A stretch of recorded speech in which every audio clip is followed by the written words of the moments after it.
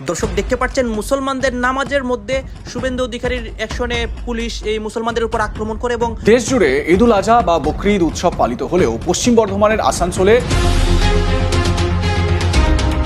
এদিকে এবার পশ্চিমবঙ্গে লক্ষ লক্ষ মুসলিমদের উপর অত্যাচার করাচ্ছে শুভেন্দু অধিকারী। গতকাল ঈদের দিনে অসংখ্য ঘটনা ঘটিয়েছিল গোপনে।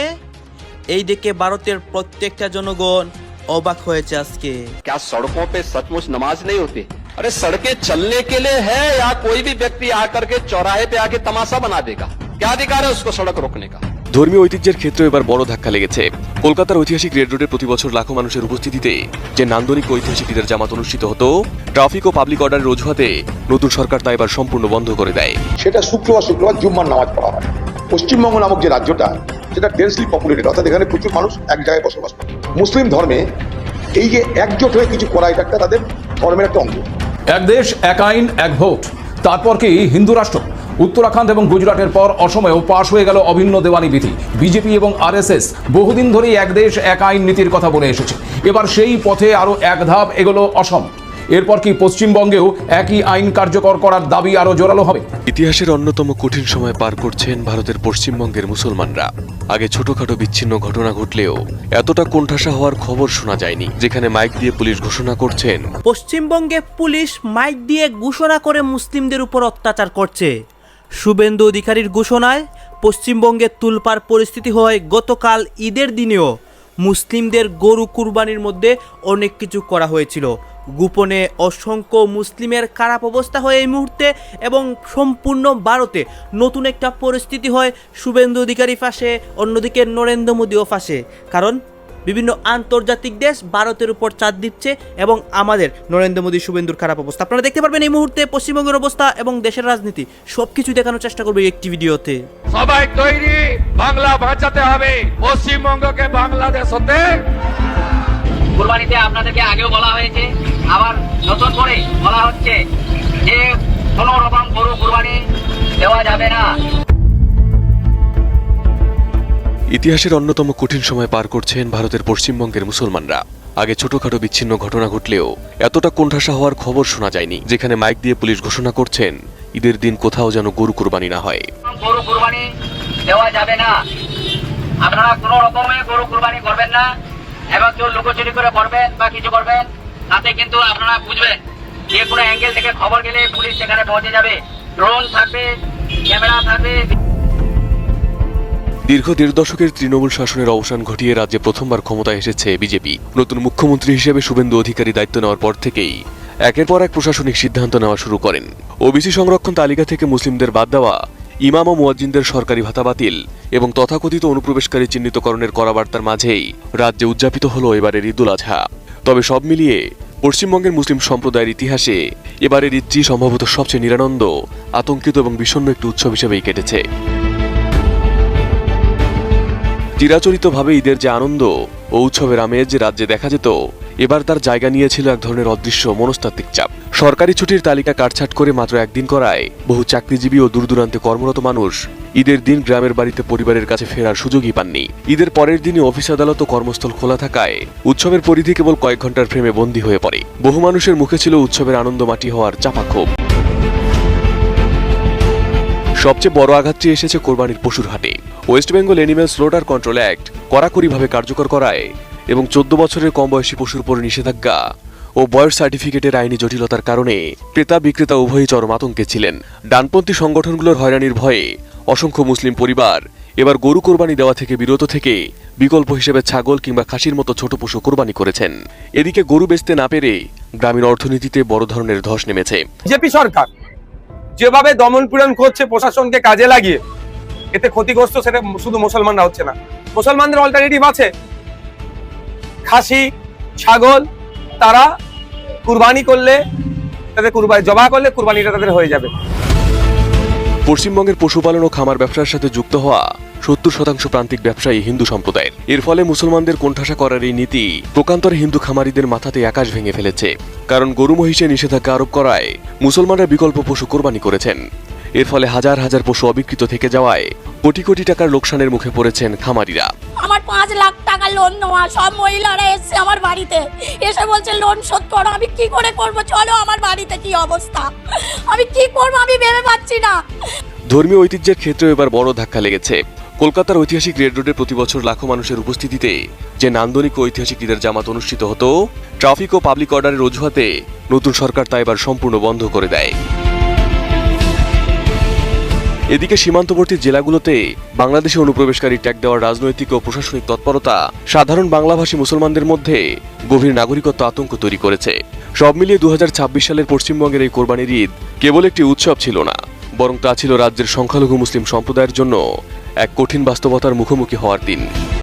ওপার বাংলায় আজ পবিত্র ঈদুল আজহার দিনেও এক চরম উত্তেজনা আর থমথমে পরিস্থিতি বিরাজ করছে।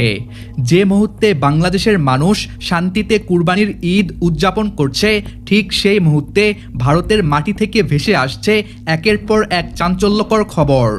ঈদের ঠিক আগ মুহূর্ত থেকেই পশ্চিমবঙ্গের কট্টরপন্থী বিজেপি নেতা শুভেন্দু অধিকারী খোলাখুলি হুঁশিয়ারি দিয়ে আসছিলেন যে আইন অমান্য করে কোথাও কোনো কুরবানি বা জমায়েত করতে দেওয়া হবে না।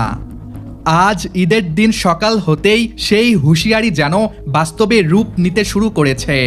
ভারতের বর্ডার ঘেঁষা রাজ্যগুলোতে এবং পশ্চিমবঙ্গের বেশ কিছু সংবেদনশীল এলাকায় সকাল থেকেই কড়া পুলিশি পাহারা বসানো হয়েছে।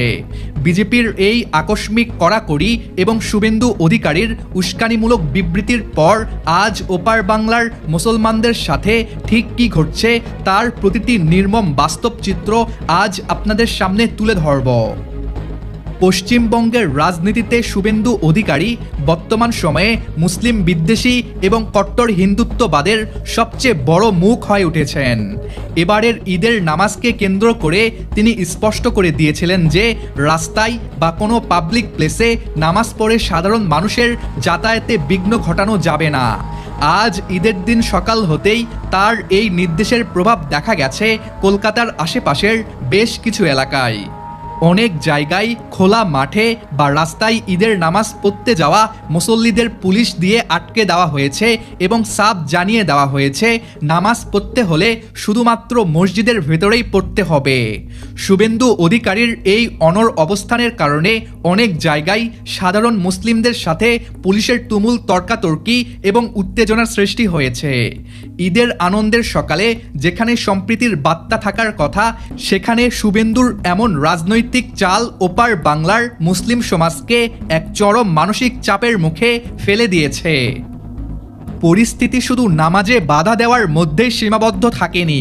ওপার বাংলা থেকে আসা খবর অনুযায়ী আজ সকাল থেকেই বিভিন্ন এলাকায় কট্টরপন্থী বিজেপি কর্মীদের সাথে পুলিশের এক ধরনের যৌথ তৎপরতা লক্ষ্য করা গেছে। বিশেষ করে যেসব এলাকায় কুরবানিকে কেন্দ্র করে সামান্যতম সন্দেহের সৃষ্টি হয়েছে, সেখানেই পুলিশ এবং রাজ্য প্রশাসনের দল গিয়ে হাজির হচ্ছে। অভিযোগ উঠেছে কোনো এলাকায় কুরবানি দেওয়ার প্রস্তুতি নেওয়ার অপরাধেই বেশ কয়েকজন মুসলিম যুবককে পুলিশি হেফাজতে নেওয়া হয়েছে। বিজেপি শাসিত রাজ্যগুলোতে এবং পশ্চিমবঙ্গের বিজেপি প্রভাবিত পকেটগুলোতে এই গ্রেপ্তারের ঘটনাগুলো সবচেয়ে বেশি আতঙ্ক ছড়াচ্ছে। বাংলাদেশি দর্শকদের মনে রাখতে হবে, ভারতে আইনিভাবে অনেক রাজ্যেই গরু কুরবানি সম্পূর্ণ নিষিদ্ধ। আর আজ ঈদের দিন সেই আইনকে অস্ত্র হিসেবে ব্যবহার করেই মুসলিমদের উপর এই সাঁড়াশি অভিযান চালানো হচ্ছে। অনেকের মনেই প্রশ্ন জাগতে পারে, পুলিশ কেন এতটা মরিয়া হয়ে মুসলিমদের গ্রেপ্তার বা আটক করছে? এর পেছনে রয়েছে শুভেন্দু অধিকারী এবং বিজেপির কেন্দ্রীয় নেতাদের সরাসরি আইনি চাপ। শুভেন্দু অধিকারী প্রশাসনকে স্পষ্ট আলটিমেটাম দিয়েছিলেন যে যদি কোনো এলাকায় নিষিদ্ধ পশুর কুরবানি হয় তবে সেই এলাকার পুলিশ অফিসারকেও রেহাই দেওয়া হবে না। চাকরি বাঁচানোর ভয়ে এবং বিজেপির রাজনৈতিক চাপ সইতে না পেরে আজ ঈদের দিন সকাল থেকেই পুলিশ বাড়ি বাড়ি গিয়ে তল্লাশি চালাচ্ছে। কোনো জায়গায় ছাগল বা মহিষ কুরবানির বৈধতা থাকা সত্ত্বেও শুধুমাত্র সন্দেহের বশে মুসলিম পরিবারগুলোকে হেনস্থা করা হচ্ছে এবং আইনি নোটিশ ধরিয়ে দেওয়া হচ্ছে। এই থমথমে পরিবেশের কারণে ওপার বাংলার অনেক মুসলিম পরিবার আজ আতঙ্কের মধ্যে ঘরের ভেতরেই ঈদের দিনটি অতিবাহিত করতে বাধ্য হচ্ছে। তবে এই চরম প্রতিকূলতার মাঝেও ভারতের কোটি কোটি মুসলমান আজ তাদের ধর্মীয় অধিকার রক্ষায় এক অভূতপূর্ব ধৈর্যের পরিচয় দিচ্ছেন। শুভেন্দু অধিকারীর চক্রান্ত এবং বিজেপির গ্রেপ্তারের ভয়কে উপেক্ষা করেই তারা ঈদের নামাজ সম্পূর্ণ করেছেন। যেখানে গরু কুরবানির উপর কঠোর নিষেধাজ্ঞা রয়েছে, সেখানে তারা মহিষ এবং ছাগল কুরবানি দিয়ে আল্লাহর সন্তুষ্টি অর্জনের নিয়ম পালন করছেন। কট্টরপন্থীরা চেয়েছিল মুসলিমদের উস্কে দিয়ে একটি বড় ধরনের দাঙ্গা বা বিশৃঙ্খলা তৈরি করতে, যাতে ঈদের আনন্দ বিষাদে পরিণত হয়। কিন্তু ওপার বাংলার সচেতন মুসলিম সমাজ অত্যন্ত বুদ্ধিমত্তার সাথে আইনি নিয়ম মেনে কুরবানি সম্পন্ন করে দেশ জুড়ে ঈদুল আজহা বা বকরিদ উৎসব পালিত হলেও পশ্চিম বর্ধমানের আসানসোলে বৃহস্পতিবার ধর্মীয় উৎসাহ ও সম্প্রীতির পরিবেশে উদযাপিত হয় পবিত্র ঈদ। শহরের ঐতিহ্যবাহী ঈদগাহ ময়দানে হাজার হাজার মানুষ নামাজ আদা করতে ভিড় জমান। তবে এবারের ঈদগাহর বাইরে অতিরিক্ত জায়গা ব্যবহারের অনুমতি না মেলায় বিতর্কের সৃষ্টি হয়েছে। ঈদগাহে উপস্থিত এক মৌলানা আব্দুল জালান প্রশাসনের সিদ্ধান্তে অসন্তোষ প্রকাশ করে বলেন, এই ঈদগাহ 100 বছরেরও বেশি পুরনো এবং প্রতি বছর দূর দূরান্ত থেকে মানুষ এখানে নামাজ পড়তে আসেন। তিনি বলেন, ঈদ ও বকরিদ বরাবরই সম্প্রীতি ও মিলেমিশে উৎসব পালনের প্রতীক। মৌলানার অভিযোগ, এবারের ঈদগাহর বাইরের এলাকায় মানুষকে দাঁড়ানোর অনুমতি দেওয়া হয়নি, অথচ প্রতি বছর অতিরিক্ত ভিড় হলে প্রশাসন নিজেই ব্যবস্থা গ্রহণ করত এবং লাইনে দাঁড় করিয়ে শান্তিপূর্ণভাবে নামাজের আয়োজন সম্পন্ন করত। তিনি প্রশ্ন তোলেন, এবছর কেন সেই অনুমতি দেওয়া হলো না তা বোধগম্য নয়। মৌলানা আব্দুল জালান ধর্মগুরু, তিনি কি বলছেন শুনুন। बकरीद है, कुर्बानी इस पर्व में कुर्बानी की जाती है और बहुत सारे लोग, हमारे हिंदुस्तान के तो सारे लोग आप लोग देख ही रहे हैं, मिलजुल करके ईद बकरीद ये सब मनाते आए हैं और मना रहे हैं। आप देखिए कि हमारे एक मिनिस्टर साहब भी आ चुके हैं और बैठे हुए हैं, क्योंकि इस पर्व से, इस त्यौहार से सबों को जो है बहुत ही अच्छा माहौल में होती है। और हमारा ईदगाह बहुत पुराना ईदगाह है, 100 साल से भी ऊपर इसका उम्र है और इस ईदगाह में जो है दूर दूर से लोग आते हैं और ईदगाह का बाहर तक का एरिया भर जाता है। मगर अब इस मरतबा बाहर का एरिया में हम लोग को परमिशन नहीं मिला। ये अगर ईद के टाइम होता, रोजा के बाद, तो उस वक्त और ज़्यादा भीड़ होता है। आपका होटल का पीछे तक पब्लिक चला जाता है। उस वक्त में हम लोग ईद के मौके पर किस तरीके से यहाँ पे अपना पर्व हम लोग मनाएंगे, ये बात जो है, यहाँ जितने हम लोग यहाँ हैं, हम लोग सबों को सोचना है और इसके लिए कोशिश करना है कि अगर जगह की जरूरत होती है तो कितना, बहुत आधा घंटा, 1 घंटा पर होता है, 1 घंटा में हम लोग का काम सब हो जाता है। मगर नहीं देने का मतलब समझ में नहीं आया कि क्यों ऐसा हुआ है। कहीं काफ़ी दिन से जब भी जरा सा भीड़ हुआ, बेसी बढ़ गया, तो खुद प्रशासन के लोग ही जाकर के लोगों में लाइन लगवा देते थे, करवा देते। मगर अब जो है उस किस्म का जो है मोहब्बत अखलाक नहीं देखा गया, ये ठीक नहीं है। हम लोगों को पहले की तरह हर काम को करना चाहिए, मिलजुल के जैसे हम लोग करते थे उसी तरीके से करना चाहिए। इतना कहते हुए आप तमाम लोगों का बहुत बहुत ईदगाह के मुतवल्लियान के जानिब से शुक्रिया अदा करते हैं कि आप लोग आए, तशरीफ लाए और तमाम कम्युनिटी के लोग आए आकर के देख रहे हैं कि वाकई में बहुत ज़्यादा भीड़ हो चुका था और अगर कुछ भीड़ होता तो लोगों का नमाज भी खराब होती। इतना कहते हुए आप सबों का शुक्रिया अदा करते हुए हम अपनी बातों को यहीं पे खत्म करते हैं। তিনি আরো বলেন, নামাজের অনুষ্ঠান মাত্র আধ ঘন্টা থেকে 1 ঘন্টার মধ্যে শেষ হয়ে যায়। এত বিপুল মানুষের জন্য অতিরিক্ত জায়গার প্রয়োজন হয়। প্রশাসনের কাছে আগের মতো সহযোগিতা ও সৌহার্দ্যপূর্ণ মনোভাব বজায় রাখার আবেদন জানান তিনি। এদিন ঈদগাহে বিভিন্ন সম্প্রদায়ের মানুষও উপস্থিত ছিলেন। মৌলানা বলেন, ভিড় আরও বাড়লে মানুষের নামাজ আদায়ে সমস্যা হতে পারত। ঈদগাহ কমিটির পক্ষ থেকে তিনি সকলকে ধন্যবাদও জানান। অন্যদিকে তৃণমূল কংগ্রেস নেতা ও প্রাক্তন মন্ত্রী মলয় ঘটকও ঈদগাহে উপস্থিত ছিলেন। তিনি বলেন, আসানসোল, পশ্চিমবঙ্গ এবং গোটা ভারতে ঈদের নামাজে হাজার হাজার মানুষের একত্রিত হওয়ার ঐতিহ্য রয়েছে। সকলকে ঈদের শুভেচ্ছা জানিয়ে তিনি বলেন, সবাই সুস্থ ও ভালো থাকুন, এটাই তার কামনা। প্রাক্তন মন্ত্রী মলয় ঘটক কি বলেছেন শুনুন।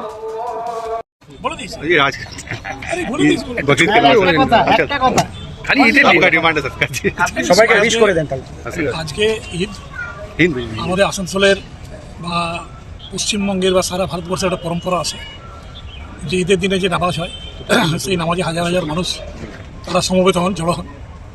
আজকেও ঈদগাতে এখানে অনেক মানুষ এসেছিলেন, তারা ঈদের নামাজ পড়েছেন।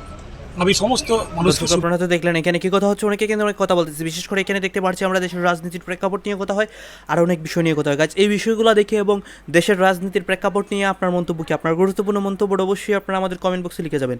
সর্বশেষে আপনাদের কাছে আমাদেরকে রিকোয়েস্ট থাকবে, আপনারা আমাদের চ্যানেলে নতুন দর্শক হয়ে থাকলে চ্যানেলটি সাবস্ক্রাইব করবেন এবং পাশে থাকা বেল বাটনটি বাজাবেন, যাতে করে নেক্সট ভিডিওটা সবার আগে আপনাদের কাছে পৌঁছে যায়। ধন্যবাদ।